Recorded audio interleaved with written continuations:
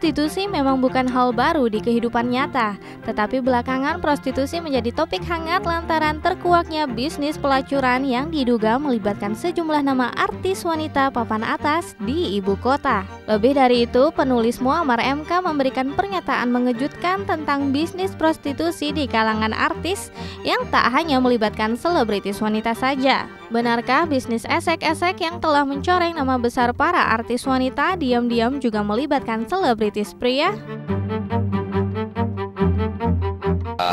Yang menjadi objek seks memang kebanyakan masih didominasi perempuan gitu. Hal yang sama juga sebenarnya terjadi di prostitusi kalangan atas gitu.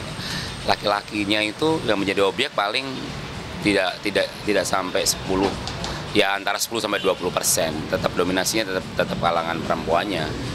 80% yang gitu. Jadi ya ada gitu, tapi ya dia menjadi minoritas gitu. Sama sebenarnya karena ini kan berlaku hukum supply demand kan. Jadi karena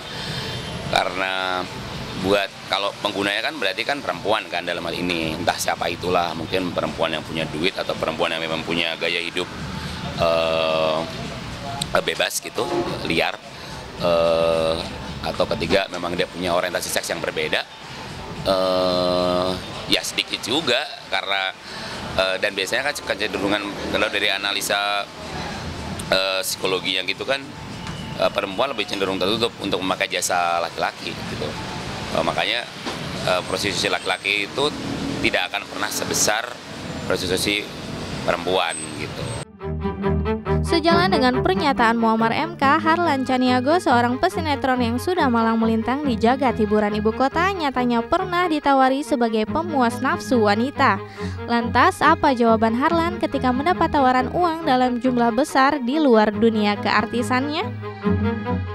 Jujur, saya pernah sekali waktu ditawarin, tapi sama adalah wanita gitu kan. Tapi waktu itu cuman by telepon, tapi dari temennya itu dia mungkin sama seperti yang diberitakan seperti gigolo itu. Wah, saya kesel lah, maksudnya saya bilang, saya juga baru pernah mengalami seperti itu. Ini maksudnya apa? Saya ditawar-tawar seperti ini. Saya bilang sama teman saya, maaf, saya nggak kekurangan uang. Saya bilang gitu. Bukannya saya sombong, uang saya banyak. Saya bilang gitu. Buat apa saya kayak begitu? Saya mau kerja halal. Saya bilang gitu sama teman saya. Mungkin teman saya ini mungkin gigolonya kali ya, saya nggak tahu. Padahal kalau misalnya dia seperti itu kan, tapi dari situlah itu udah berapa tahun yang lalu kejadiannya. Makanya saya udah mulai curiga tuh, udah banyak bertahun-tahun sampai sekarang. Wah, ini udah nggak asing lagi seperti itu, karena saya korek-korek, oh ternyata banyak yang seperti ini. Ya mungkin lagi kena apesnya sekarang. Makanya baguslah polisi ngebongkar gitu loh. Pokoknya lumayan lah, gede, puluhan. Kalau saya pribadi saya nggak mau. Saya mau sampai kapanpun, saya mau dikasih MM-an pun saya ogah. Mampu mendapatkan uang tanpa jalan pintas menjadi alasan utama Harlan untuk tidak mencicipi kehidupan bebas. Tentu tak mau mempertaruhkan nama besarnya sebagai salah satu public figure, Harlan memang ingin menjadi contoh baik bagi masyarakat.